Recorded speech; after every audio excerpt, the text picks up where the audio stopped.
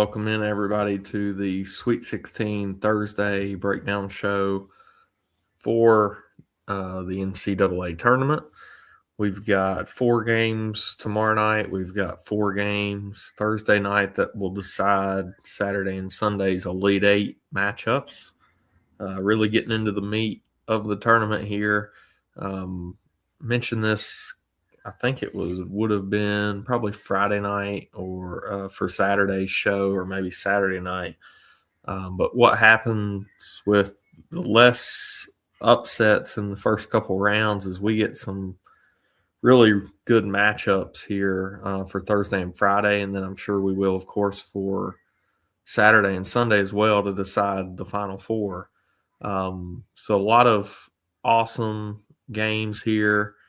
We've got the King of the Bracket semifinals, got 1 through to that on Sunday out of 2 that we had in the Final 8 there. So we got 1 in the Final 4. We'll see if we can close this out. The semifinals is tomorrow. If we stay in, we will have the championship of that is Friday night. So really looking forward to this tomorrow. Going to be an awesome sweat. Got to this point last year and lost in the semifinals. So see if we can't take it, a step further this year and finish this thing off. 4 games. It's going to be fairly short. We're going to go through the DFS slate, and then we'll touch on some betting in general for the Sweet 16. We can go a little bit more in depth just because the only 4, games. We'll touch on, the main plays from each game, and then just some things to watch and maybe some tournament pivot options that we could go to if you're playing in that big $20 tournament that I think it's $20K to first on a 4-game slate. When ownership condenses, there's going to be some spots you can definitely go to pivot there. So first game up of the night, the earliest lock is going to be Purdue and Texas. We've got CJ Cox is questionable for Purdue. He went through practice today. Looked like he was going to be out, last weekend when he got hurt against Miami. Looks like it's a hyperextension. At least that's what they're saying. That's something we kind of need to watch because we could get, some additional minutes for somebody like Jakari Harris or something like that. I don't know. I think it's kind of tough. What kind of if he was completely out, I think you could consider Harris, but if he's going to at least give it a shot to play, which is to me what it seems like he's going to do right now, I just don't think you can play him there. I was going to see if we had – let me see if we got the NCAA official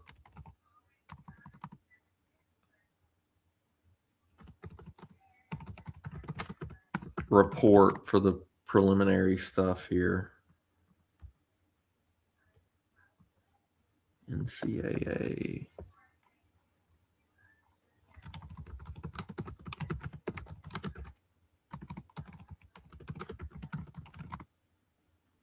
If I can find the link. There we go.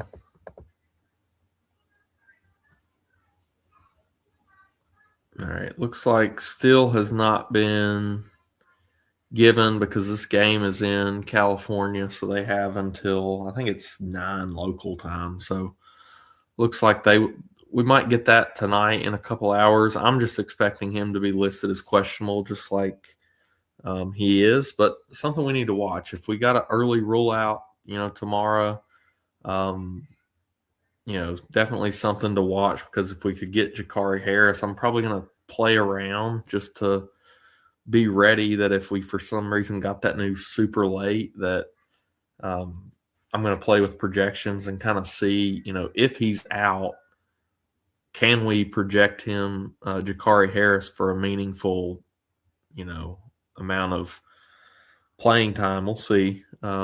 So I'll kind of touch on that in the Discord after I'm able to go through that tonight. But the main stuff in this game is going to be the big men for Purdue. I think this is a a solid matchup. They got Vocatitis on the other side for Texas. He's a good drawer of fouls, but TKR and Clough have been really good, and I think they continue to do so here. So at 7K and 7,700, I think both of them are similar plays. I don't really have a preference. It's just kind of, if you have the salary, I guess go TKR. If you don't, go Clough. I think both are very good options here. Braden Smith, I think this is a really sneaky spot for him. I mean, he's going to play full-on max minutes, and 9K against a defense like Texas, who, we've targeted them a lot this year, just with, they've struggled a lot in SEC play. This is one of the best offenses in the country, ran by Braden Smith, and I think he could just demolish this slate. I'm getting, kind of a feeling on him like I had with somebody like, I think back in the conference tournament, I kind of mentioned one night in the Big Ten tournament, Donovan Dent was really, had a great feeling about the matchup for him that night, and he crushed. I'm kind of getting a similar feeling for Braden tomorrow.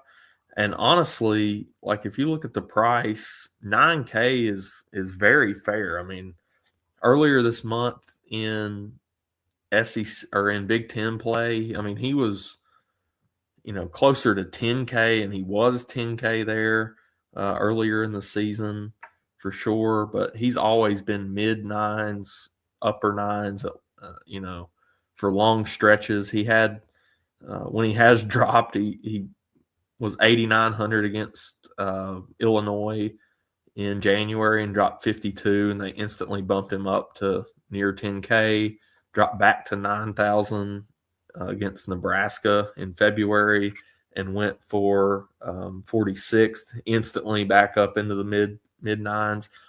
I really think this is a good matchup for him against a defense like this that's going to drop back. Vocatitis has a lot of foul issues himself on that side. And I think they're going to try to protect him. And it's just the way they play defense with the drop coverage. So I think this is a great, just overall matchup for him to bounce back from the Miami outing where he was at, 24, 25 fantasy points. I think we get something like we did, against Michigan, and he just fills the stat sheet. I think he's going to have – what is his points prop? In Virginia, we don't have – I kind of like him to score, take some more shots than he usually does tomorrow. Let's see. In Virginia, we don't have player props. So when I've been in North Carolina, I've been taking some of those. Let's see. The points for him is 15.5. I think that's somewhat fair. Don't love that number, but I think this is a really good spot for him. On the other side, Texas, Swain is fairly safe. 9,300 is just not, something I'm dying to play. I would prefer Braden if I'm there. Tremont Mark is only 5,600. I think that's a pretty good price for him. We saw a lot of, shot volume for him in the first two games of the tournament.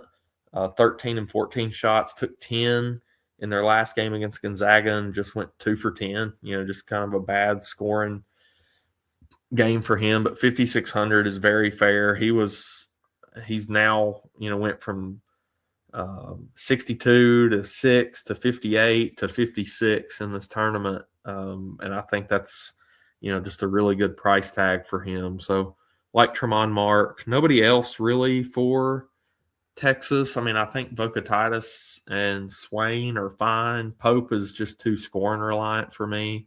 But my priorities would be the 3 Purdue guys and Mark for sure in this first game. And I think it's a pretty good spot to, have some plays in. 148.5 total. I like the Purdue, side in general. But yeah, definitely some DFS plays and a little bit of news to watch with CJ Cox.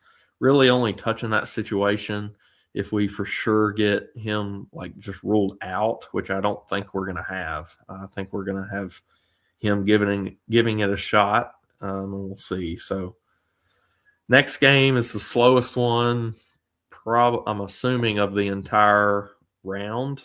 It's right there with UConn and Michigan State in terms of total, but 132.5, and we have seen this game multiple times already this year. Big Ten matchup, Iowa and Nebraska. Going to be a slog. DFS, from the DFS perspective, there's just not a ton here, but there are a couple, spots we could go to. For Nebraska, Rink Mass has kind of just been filling the stat sheet in the tournament. Braden Frager has been really good overall in terms of just a player. I think he's fine at 5K. Berkey at 4,500, I think, is probably their best DFS play. Really like that tag for him. If we need the value at 4,500, even in this game environment. If you look back, this was something I was, kind of doing the two. Let's see, the two games that they've played this year. If you kind of go, we'll just touch on those really quick. Let's see. First game was, they played them both in February. Well, they played one in mid-February and one in the last game of the regular season that went to overtime and on March 8th. So these teams are familiar with each other recently. Iowa won at home 57-52 in the first matchup. So again, just a complete, slog of a game. We saw very similar. There was I don't think there was any injuries. It's going to be kind of the same teams playing. For Nebraska in that game, you had Mast went 8-1, almost fouled out, had 4 fouls. Berkey 11 or had 4 points, 2 rebounds, did basically nothing, couple blocks and a steal, so he got a little bit there. And then on the Iowa side, Bennett Sturts had 25, 4 or 25, 2 and 2, 2 steals, 2 blocks. So he really, filled the stat sheet in that first game. Tavion Banks, 6 points, 10 rebounds in that one and 3 stocks.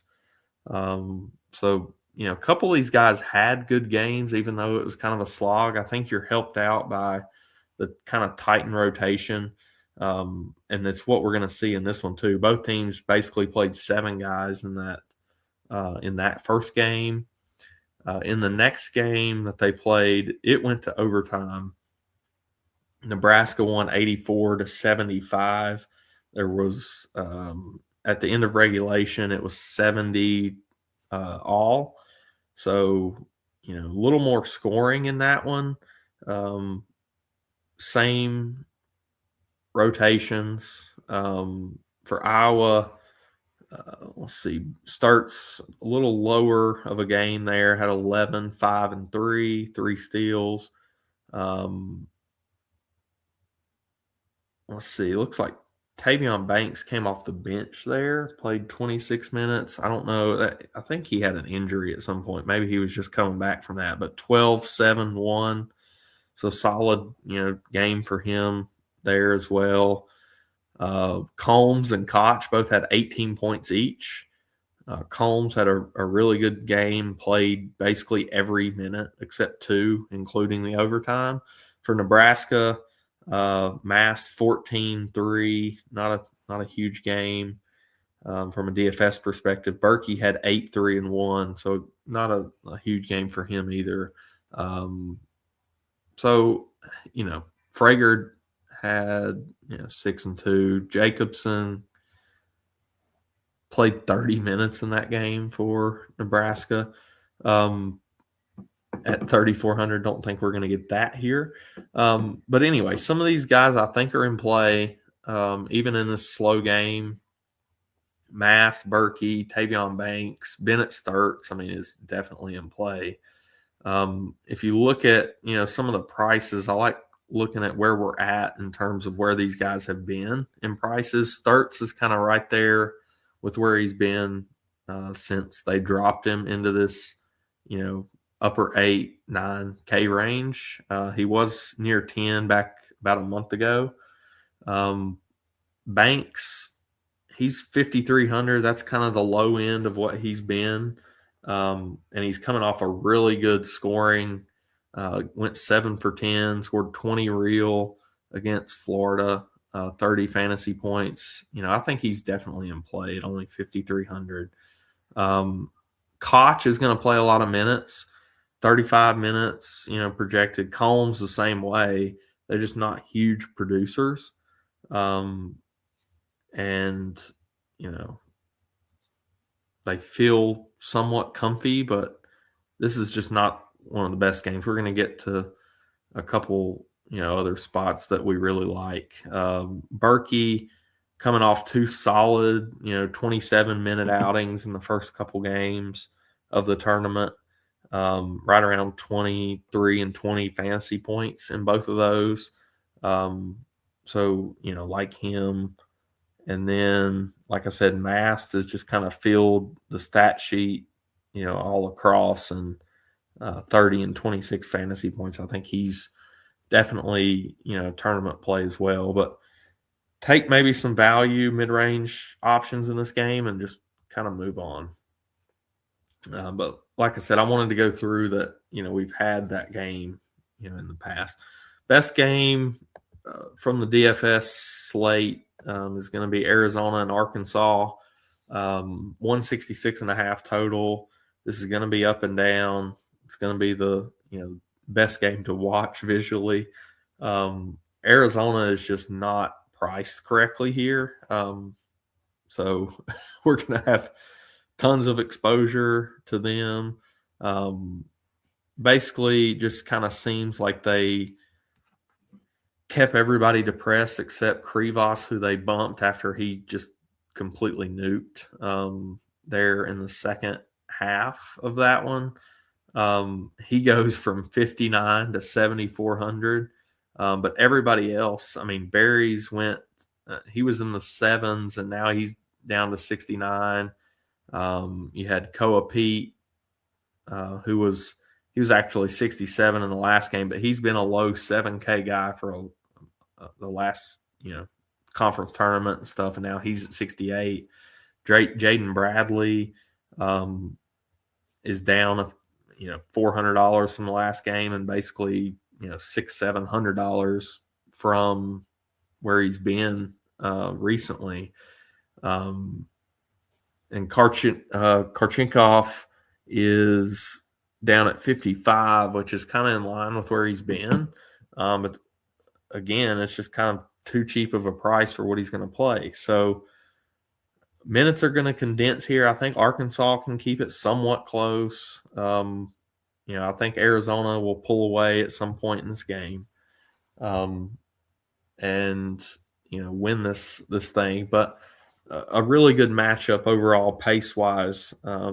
When their prices should have slightly went up, they all kind of slightly went down. So Barry's Pete has got a great matchup down low. This Arkansas team has not really stopped anybody down low. Jaden Bradley, all these guys are good prices. I think Krivas is more of the tournament play just because what they've done with his prices, but it's hard to argue with his matchup down low, of course, too. So I think in tournaments you can go back to him as well.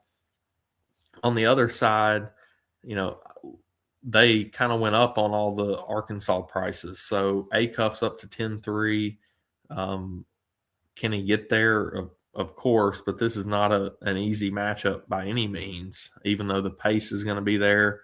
Can he just will his way there with his talent, sure, definitely can do that. Trevon Brazile would be my favorite Arkansas piece. I think he's, they need his versatility that he brings.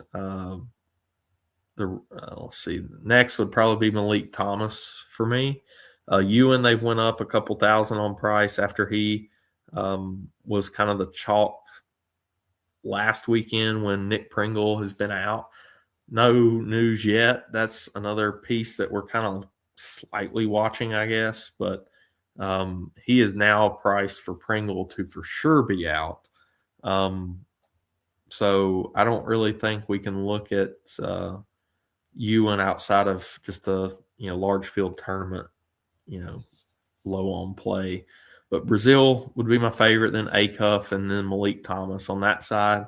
Can certainly game stack this game, but the Arizona side is going to be the priority that we look at for sure from a DFS perspective.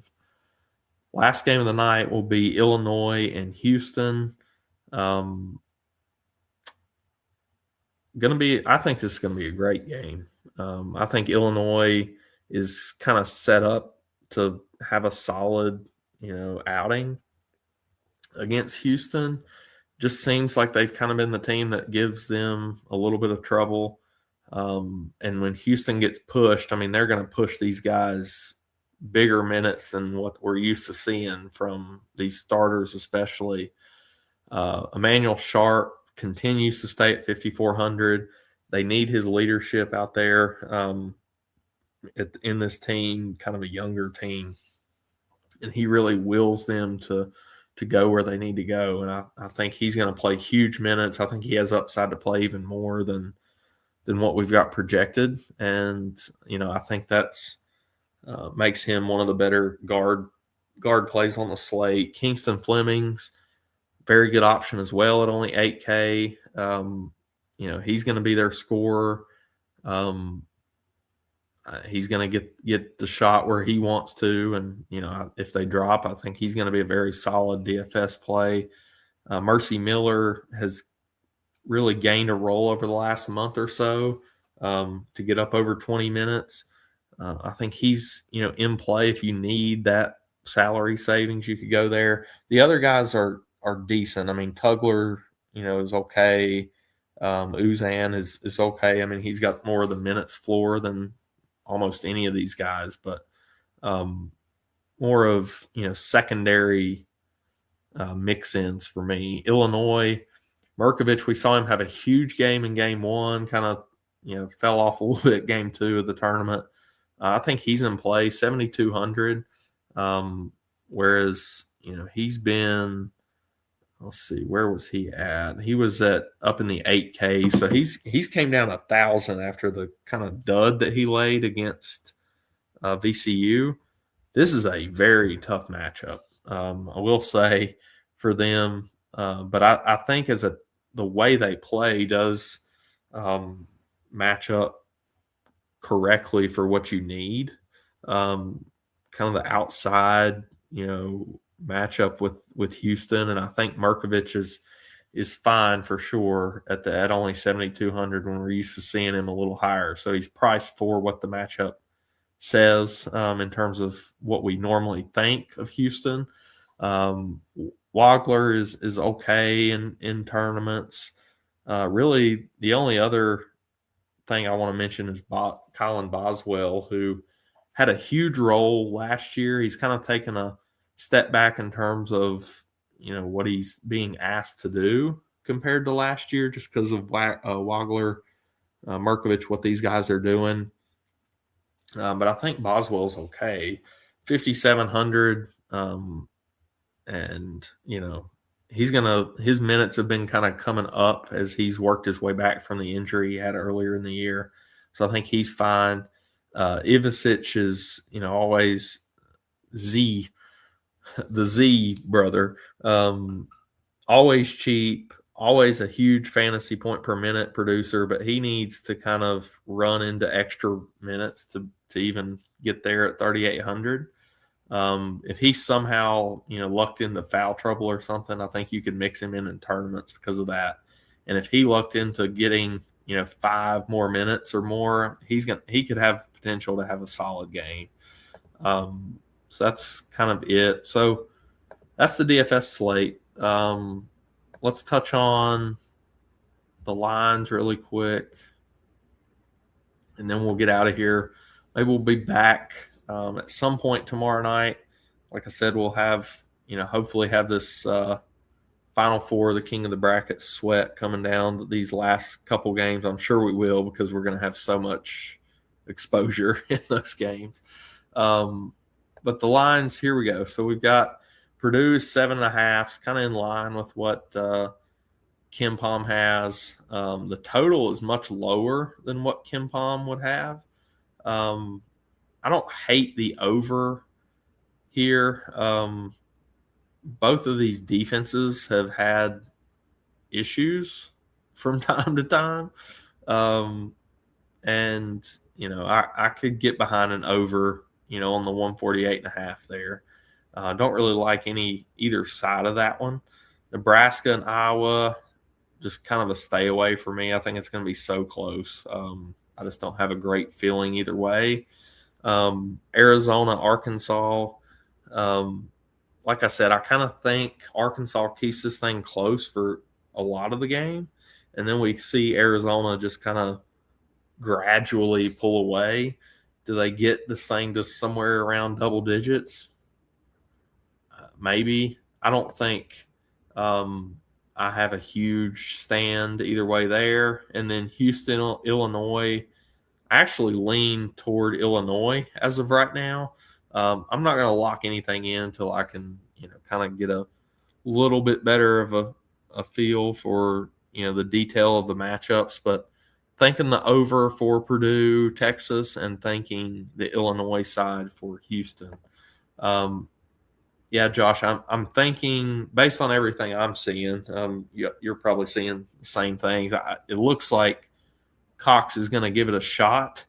And what I talked about there is I'm going to play around with projections to kind of see, if he was to be out, how good of a play is Jakari Harris, and how much does he allow us to get in there in our teams. And I'm going to have that build basically ready, so that if we for some reason get the news that Cox is 100% out, I was looking up the availability report, but the initial one is not out yet, where that game is in San Jose, and they have, I think, until 9 local time there, so they've got another hour 15 before that has to be in for tonight. I'm fully expecting him to be listed just questionable there, not out. But I'll be ready if he for some reason gets ruled out. And we'll kind of play it by ear as they warm up and things, and we'll be on the watch for that. But I also want to just kind of have a feel of, if he's out, is Jakari Harris just a smash play? I don't know that he is. I mean, he's only 3,300. Don't get me wrong. You've got 25 probably minutes from CJ Cox to give somewhere. Does Jakari Harris instantly bump up to 25? I'm going to kind of look at rotations for when he went out in the last game, and just kind of dig into that and see, all right, how many could I project him for? What does that bump him to? And what does it do for the rest of our teams, so that I can pull the trigger instantly on what I know the team would be if he was out. So kind of a long way of saying I think he plays. I think he at least tries. I don't think we get the news that he's not going to try to play, just with everything I'm seeing. But, we always need to be ready if for some reason, he does get ruled out. St. John's and Duke. St. John's is playing some good basketball right now. Confident team. I think 6.5 is too many against a Duke team who has kind of struggled from time to time without Caleb Foster. We'll talk about this game, of course, more tomorrow on the DFS side of things, but I don't hate, we may look at St. John's tomorrow night as one of our picks with the points. Michigan and Bama, I don't see Michigan losing to Alabama. Do I want to lay 9.5? I don't really know. But I think Michigan is going to win fairly comfortably there. UConn and Michigan State, Connecticut is favored by 1.5, which KenPom has Michigan State by 1. Interesting, game there. I think that's going to be a very, very close one. And then Iowa State, Tennessee, I don't think Joshua Jefferson plays, but they're saying he's going to be a game time call. So we're going to have some news on Friday night to watch out for as well. I think that they look great. It's that game's all going to come down to, I think, Nate Ament and Jacoby Gillespie. Can they score? Don't have a huge lean on any of those games outside of I'm leaning towards the St. John's line there, but that's going to be it for today. We're going to get out of here for today. I'll have ranks and cores up tomorrow. We got some time. If you haven't joined us, got the link in the description of the video. We've got a ton going on right now with the end of March Madness. And then we've got PGA locking tomorrow. We got MLB starting tomorrow. Chris has got a lot going on for that. A lot of updates to the sheet. So be sure to hop in there. We've of course got NASCAR. We've got tennis going on. NBA final to the end of the year. Getting closer to the end of the year. Just a ton going on that we're covering. So be sure to hop in and check us out there. Good luck to everybody on Thursday. Be back tomorrow night. Hopefully we can get that, get at least one step further than we did last year with the King of the Bracket, get to the championship. See you guys tomorrow night.